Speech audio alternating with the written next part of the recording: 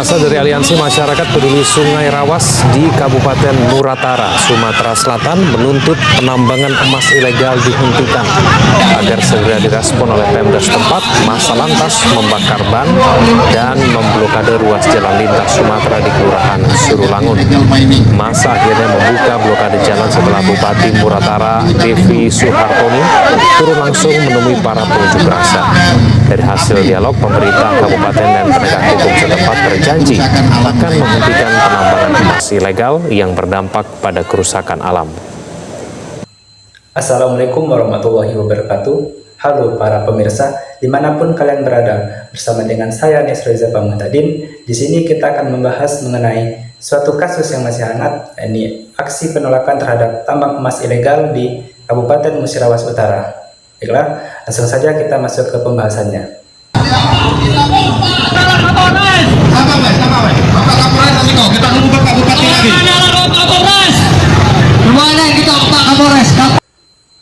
Kondisi lingkungan di wilayah Rawas Ulu, Kabupaten Musirawas Utara, atau yang lebih kerap disingkat Muratara, kini kian memprihatinkan. Sungai Rawas yang dahulu menjadi sumber kehidupan dan air bersih bagi masyarakat setempat, kini tercemar parah akibat aktivitas penambangan emas tanpa izin atau peti. Warga yang bergantung pada sungai tersebut kini mengalami berbagai masalah kesehatan, terutama penyakit kulit serta krisis air bersih. Pada 13 Juni 2025 atau tepatnya Jumat pagi, ratusan warga turun ke jalan melakukan aksi demonstrasi besar-besaran, memblokade jalan lintas Sumatera di Simpang 3 Surulangun. Aksi ini bukan sekedar bentuk protes, melainkan jeritan rakyat yang merasa dihianati oleh pemerintah yang lambat dalam bertindak. Dalam aksi tersebut, masyarakat menyuarakan beberapa tuntutan tegas kepada pemerintah daerah, antara lain, yang pertama, penutupan seluruh aktivitas tambang emas ilegal. Kedua, pengusiran alat berat dari lokasi penambangan. Ketiga, tenggat waktu 3 hari bagi pemerintah untuk bertindak nyata. 4, ancaman aksi lanjutan yang lebih besar jika tuntutan diabaikan. Kelima, desakan agar Bupati dan DPRD mundur bila tetap tidak serius. Aksi ini menunjukkan bahwa masyarakat tidak lagi bisa ditenangkan dengan janji atau retorika. Mereka meminta bukti, bukan lagi sekedar respon diplomatis. Orang Muratara yang airnya dulu jernih, sekarang pemandangan yang sangat tidak indah. Betul? Dan ini akan saya selesaikan bersama tim aparat hukum. Dan insya Allah itu akan kami selesaikan. Ya. Bupati Kabupaten Musirawas Utara, yakni Bapak Devi Suhartoni, akhirnya turun langsung menemui warga untuk berdialog. Meski hal ini meredam situasi untuk sementara, belum ada kejelasan langkah konkret yang diambil pasca aksi. Aparat kepolisian mencatat kemacetan panjang akibat blokade jalan dan mengimbau warga untuk tidak mengganggu ketertiban umum. Namun, reaksi cepat tanpa tindakan nyata tetap menjadi persoalan utama. Masyarakat menginginkan penyelesaian, bukan sekedar peredam amarah.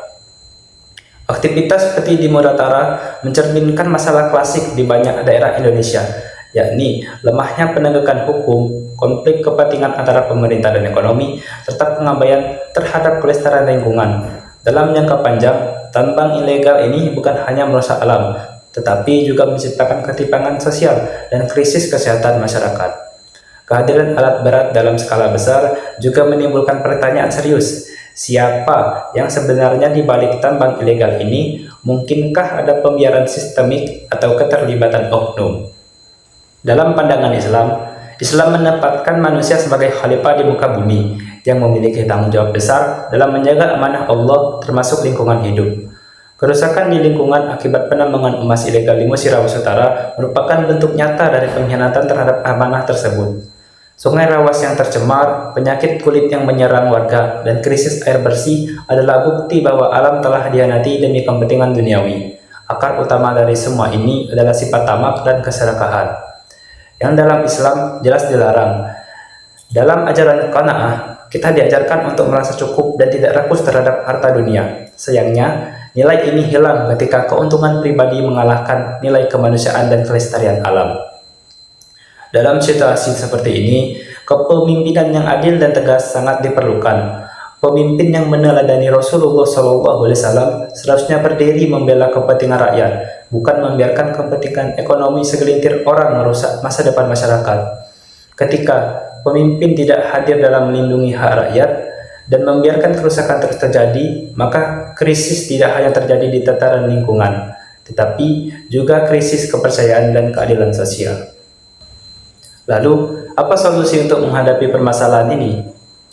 Islam bukan hanya mengkritik kerusakan, tetapi juga memberikan solusi. Dalam menghadapi penambangan ilegal, umat Islam didorong untuk menghidupkan kembali nilai-nilai syura atau musyawarah dalam menyelesaikan konflik antara masyarakat, pemerintah, dan pihak yang memiliki kepentingan ekonomi.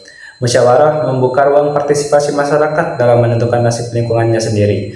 Selain itu, prinsip maslahah atau kemaslahatan umum harus menjadi pertimbangan utama dalam kebijakan lingkungan. Jika suatu aktivitas merusak kesehatan, air bersih, dan kehidupan sosial, maka ia harus dihentikan, meski membawa keuntungan ekonomi sesaat. Umat juga dituntut untuk menjalankan hisbah, yaitu fungsi pengawasan sosial, dengan menegur dan mencegah kemungkaran, termasuk dalam bentuk eksploitasi alam. Lebih jauh lagi, pendidikan moral berbasis iman harus diperkuat, agar masyarakat dan generasi muda memahami bahwa alam adalah bagian dari amanah ilahi, bukan komoditas semata. Pemerintah pun dituntut untuk menjalankan amanah dengan adil, transparan, dan berpihak pada rakyat, bukan pada pemilik modal yang merusak bumi.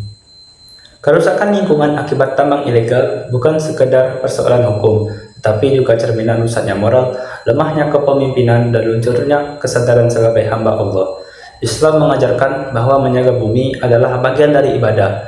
Mengkhianati amanah itu berarti menyakiti ciptaannya dan menciptakan ketidakadilan sosial. Maka masyarakat, pemimpin, dan seluruh umat harus bersatu dalam menolak segala bentuk keserakahan yang membawa kerusakan. Dengan mengembalikan kesadaran spiritual, memperkuat nilai qanaah, dan menegakkan keadilan, insya Allah bumi akan kembali lestari dan umat pun akan hidup dalam keberkahan dan kedamaian. Cukup sekian kurang lebih apa yang ingin saya sampaikan. Terima kasih telah menyaksikan, dan apabila dalam penyampaian saya terdapat tutur kata maupun tindakan saya yang kurang berkenan, saya memohon maaf. Kepada Allah saya minta ampun. Saya Nisrul Zafar Muhtadin, pamit undur diri. Wabillahi taufiq wal hidayah. Wassalamualaikum warahmatullahi wabarakatuh.